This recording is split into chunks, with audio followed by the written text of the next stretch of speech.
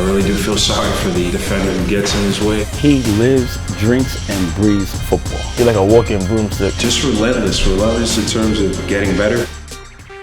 This is where all the magic is made right here.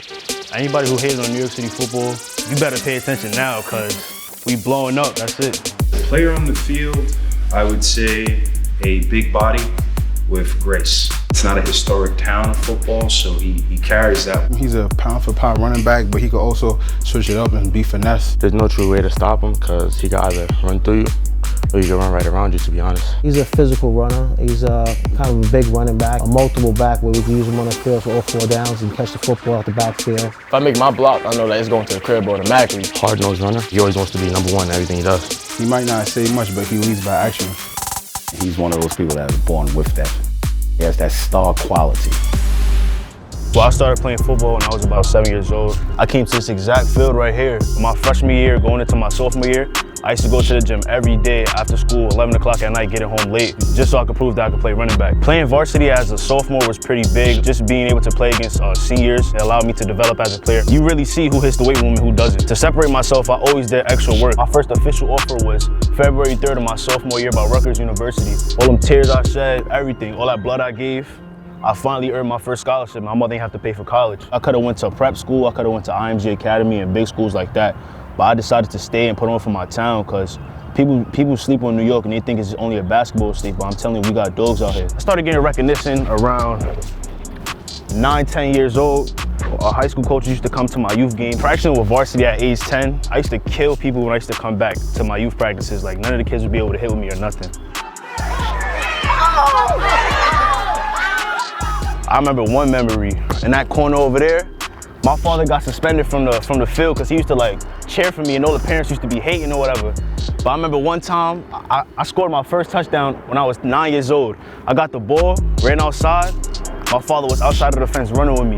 I scored, I threw the ball up, looked at my father, and was clapping like this for all the parents that suspended him, and he wasn't able to come. But I still put on a show for him regardless.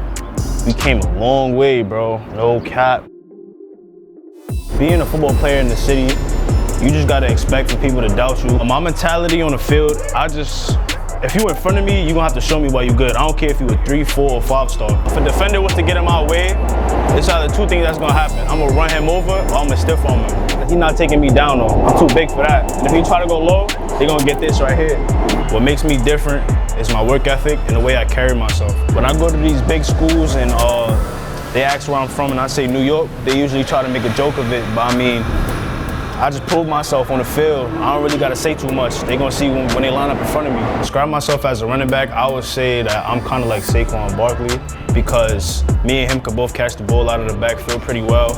I could play split, slot, I could play defense, safety, corner, linebacker, anything you need me to play. My mentality in the weight room, I always think about my struggles every time I'm in the weight room. Getting out of the situation I'm in now and just making my parents proud. I actually like being slept on. It forces me to work harder. A typical day for me is just waking up at 5 in the morning and leaving my house around 6:30 with my mother and my teammate.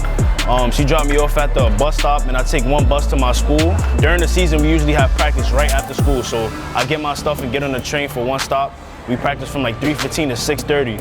Then I go back to the school, drop my stuff off, and then I gotta go back home, get home around 9 o'clock, and I do that every single day during the season. Christ the King, my school, we gotta take a train one stop to get to our practice field, and we don't even have our own game field either. So I mean, these schools out there in like Georgia and Florida, all these kids have these crazy facilities, but we just use what we got and we make the most of it. Growing up in New York is kind of tough. I mean, it's not really that safe. The strongest survive only.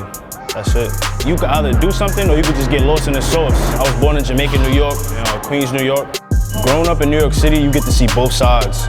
Like, I mean, there's good parts like Times Square, like the ball dropping, all that sounds nice, but then there's also bad parts like some parts in the Bronx, Queens, and Brooklyn. But I mean, I was able to see both sides too.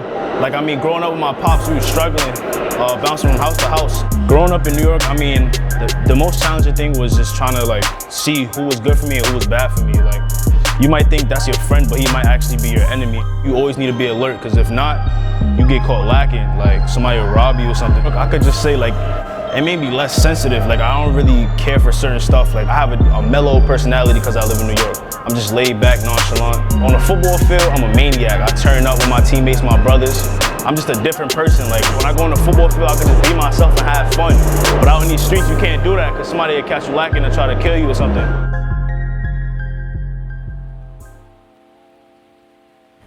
Damn.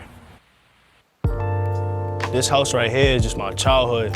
I grew up here with my cousins and then my pops, my grandparents. We all lived in this house together. The area itself is not as like good as people might think it is.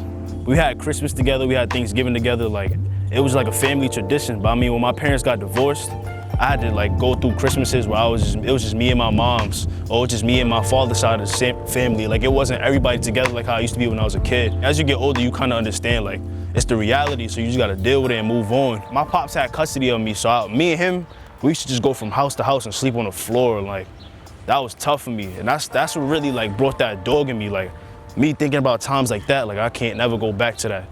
I used to miss days of school sometimes because we would just have to find somewhere to stay or find somewhere to eat. So I didn't really understand what was going on because I was so young. But now looking back at it, like, I was going through a lot of stuff, but I stayed strong, and that's why I'm at where I'm at right now. You can't let nothing knock you down, just keep pushing through it. That's why I also started playing football. Thank God I found football when I was 8 years old. I knew playing football, you could get scholarships. And so I told myself I'll be able to go to college for free, and my mom don't gotta worry about nothing, or my dad don't gotta worry about nothing. I was probably like 9 to 10, but I had the mentality of like a 15, 16-year-old. I was forced to mature early. Dealing with adversity at such a young age, I would just tell a kid, like, just find something that you're in love with and just use that to take your mind off what you're going through at the moment.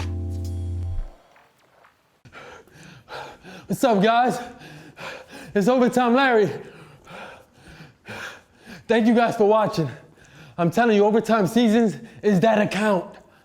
If you want to see more videos like this, they're right here. Also, click subscribe, please. I got someone on my tail. Someone's chasing me. I'm almost there at the touchdown, though. Gotta be out. Subscribe.